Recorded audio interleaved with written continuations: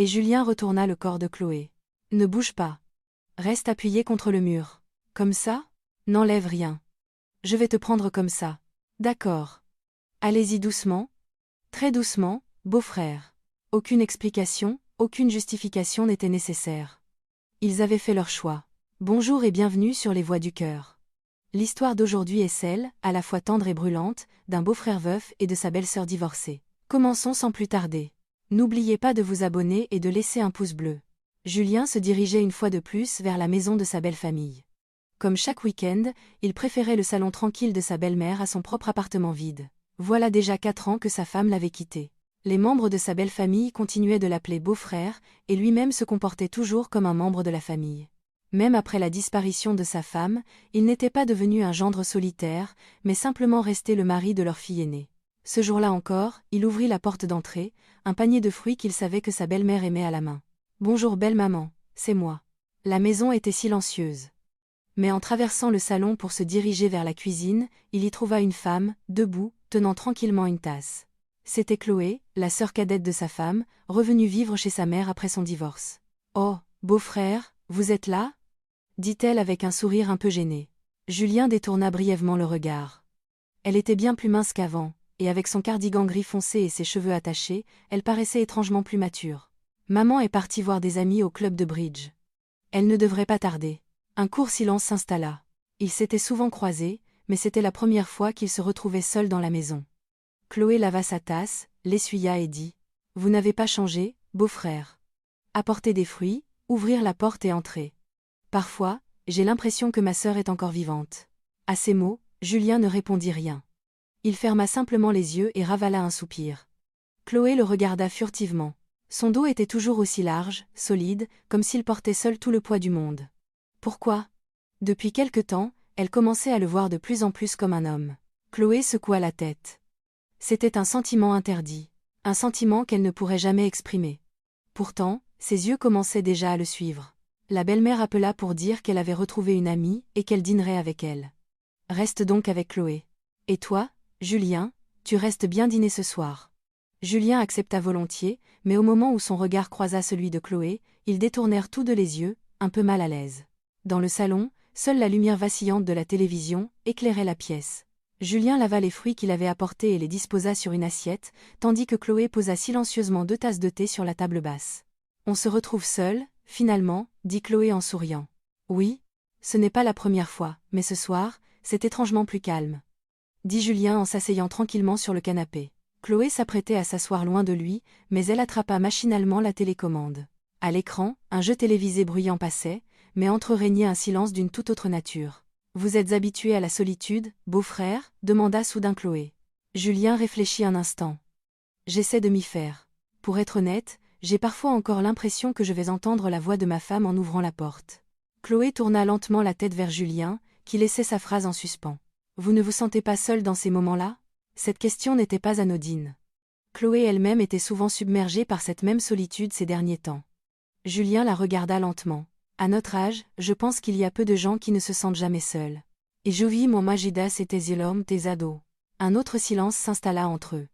Cette fois, ni le son de la télévision, ni le bruit des voitures dans la rue ne semblaient exister. Chloé se leva doucement et s'approcha de Julien. « Le thé va refroidir. Vous en voulez ?» Elle lui tendit la tasse avec précaution et, au moment où la main de Julien la prit, leurs doigts s'effleurèrent. Un contact minuscule et silencieux. Mais ils savaient tous les deux que c'était le début d'un franchissement de ligne.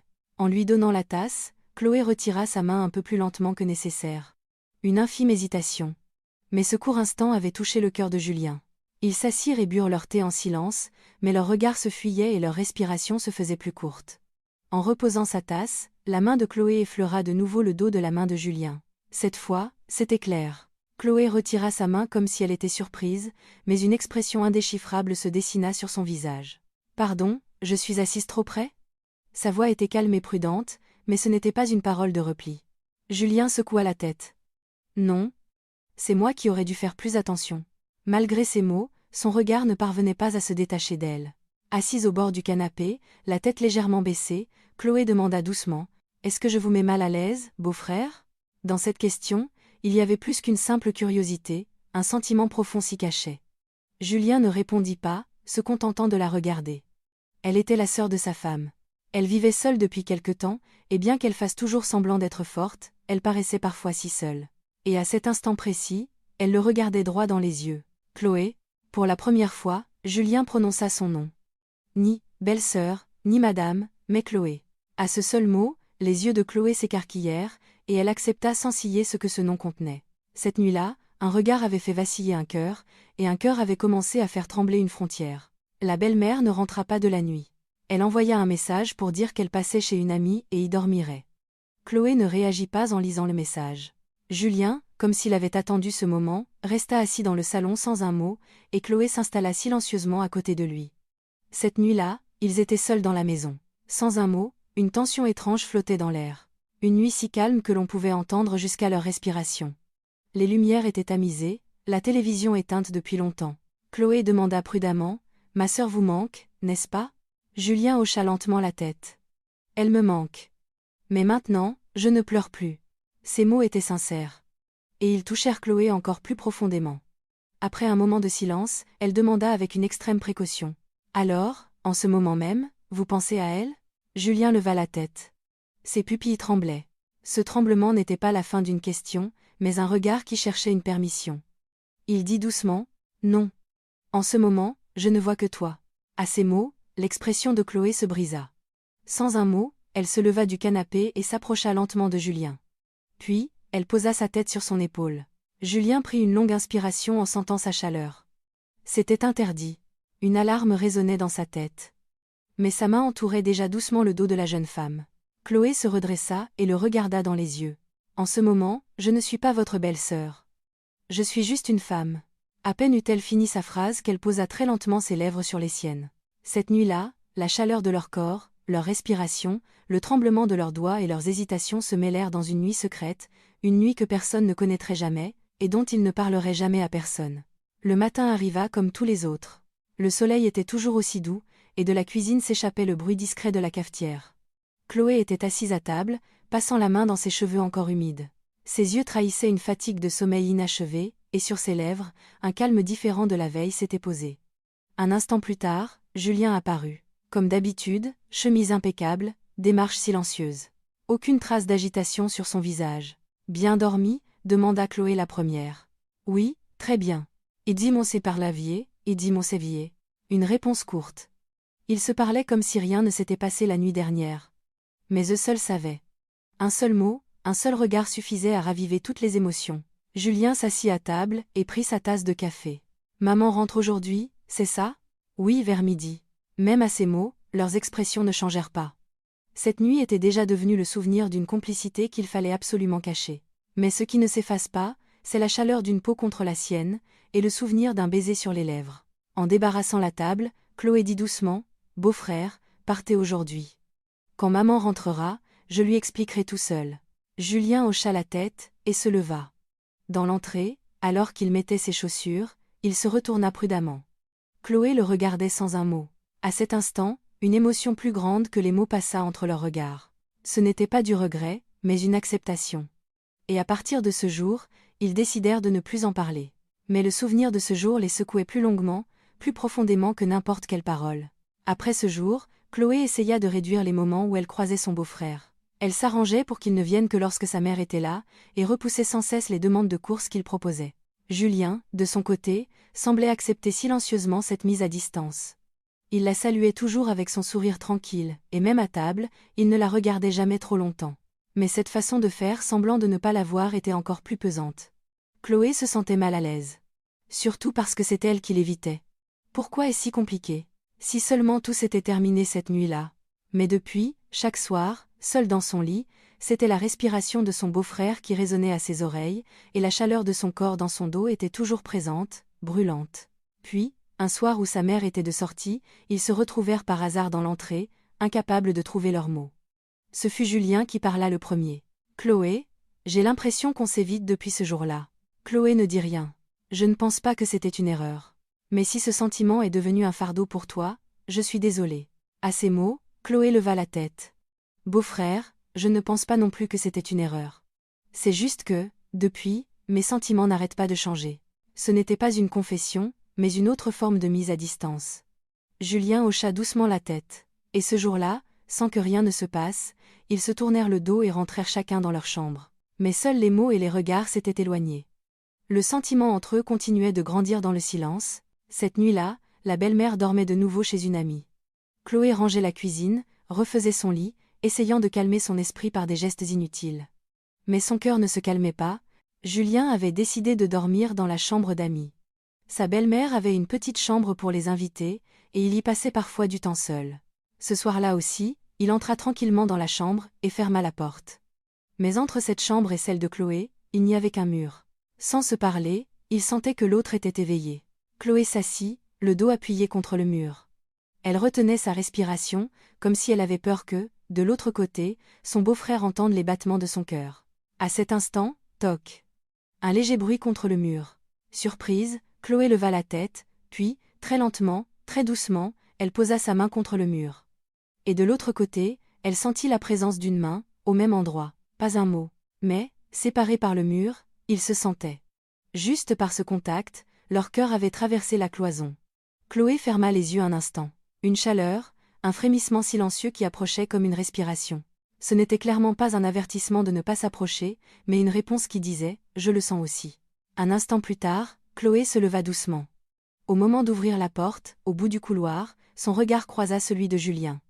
Aucun des deux ne dit un mot, mais dans l'air de cette nuit, toutes les émotions flottaient déjà. Julien regarda Chloé en silence, et Chloé, cette fois, ne détourna pas la tête. Entre eux, d'innombrables mots s'étaient accumulés comme un mur, mais ce mur était en train de s'effondrer sous la force d'un seul regard. Julien fit le premier pas. Prudent et silencieux. Chloé avança aussi, lentement. Plutôt que de se faire face, ils semblaient attirés dans la même direction. La chambre d'Amy, un espace familier. Mais ce soir, personne ne fuyait. Le bruit de la porte qui se ferme. Et une confession sans mots. Chloé, le dos contre le mur, reprenait son souffle. Julien se tenait devant elle, mais ne tendit pas la main. Il attendait. Avant qu'il ne bouge, Chloé leva la main la première. Elle posa sa main sur sa poitrine, ferma les yeux, et dit « Beau-frère, cette nuit, je ne me cacherai plus ». Ces mots étaient une permission, et un commencement. À cet instant, leurs souffles se mêlèrent, leurs fronts se touchèrent, leurs lèvres se rejoignirent. Et Julien retourna le corps de Chloé. « Ne bouge pas. Reste appuyé contre le mur.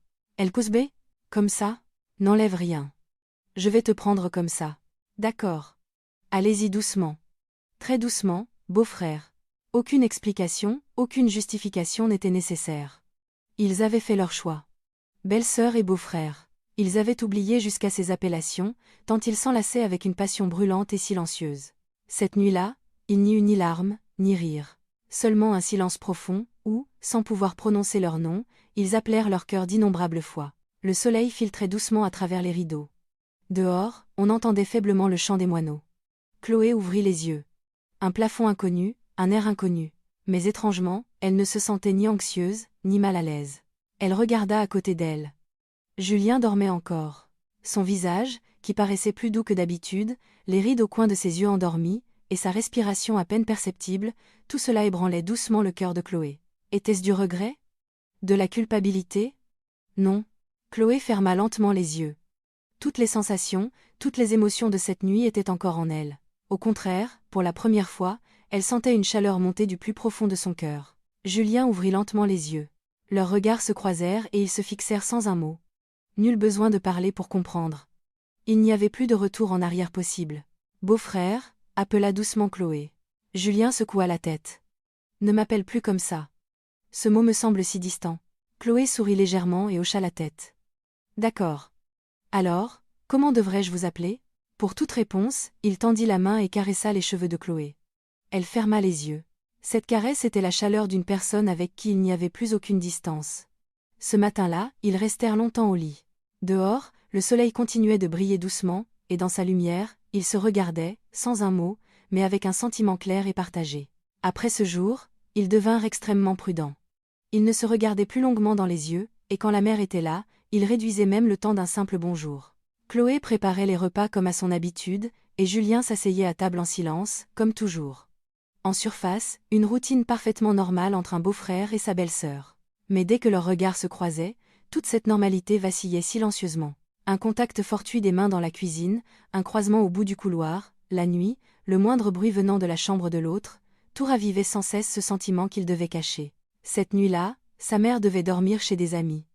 En rentrant des courses, Chloé sortit soudain son téléphone. Et elle envoya un message. « Ce soir, je laisserai la fenêtre de la chambre d'amis ouverte. » Il n'y eut pas de réponse. Mais cette seule ligne suffisait. 11 heures du soir. Tout le monde dormait. Chloé éteignit doucement la lumière de sa chambre et s'assit près de la fenêtre. Elle n'entendit pas ses pas, mais sentit sa présence. La porte légèrement entr'ouverte. À travers l'interstice, une chaleur et une respiration familière. « Il ne faut pas que quelqu'un nous voie, » murmura Chloé. Julien sourit et dit, « On ne se fera jamais prendre. » Et cette nuit-là, ils se cachèrent, silencieusement et complètement. Leur désir l'un pour l'autre. Et plus ce secret était bien gardé, plus il devenait profond. Chloé devenait de plus en plus nerveuse. Le moindre bruit de porte la faisait sursauter, le regard de sa mère lui donnait des palpitations. C'était la même chose pour Julien. Un jour, il fixait son téléphone, l'air absent, et sur une simple remarque de sa belle-mère, il dut reprendre son souffle et se forcer à sourire. Le secret pouvait être gardé plus longtemps que prévu, mais l'émotion qui le maintenait était difficile à supporter. Un après-midi, un petit incident se produisit. La mère était sortie, et Chloé était allée faire une course au supermarché. En rentrant, elle vit une paire de chaussures familières devant la porte d'entrée. Celle de son beau-frère. Ce n'était pas inhabituel. Mais le fait que ces chaussures soient là avant le retour de sa mère, cette trace de sa présence, fit battre le cœur de Chloé. Et à ce moment précis, une voisine montait les escaliers. Le visage paniqué, Chloé referma précipitamment la porte, mais au moment où son regard croisa celui de la voisine, une sensation étrange la parcourut. Et si elle avait vu quelque chose ? Ce soir-là, Chloé dit à son beau-frère, « Maintenant, il faut vraiment faire attention. Si quelqu'un trouve ça un peu bizarre, c'est la fin pour nous. » Julien hocha la tête en silence. « Je sais. C'est pour ça que j'ai peur, ces derniers temps. » Pour la première fois, ils prononcèrent le mot « fin ».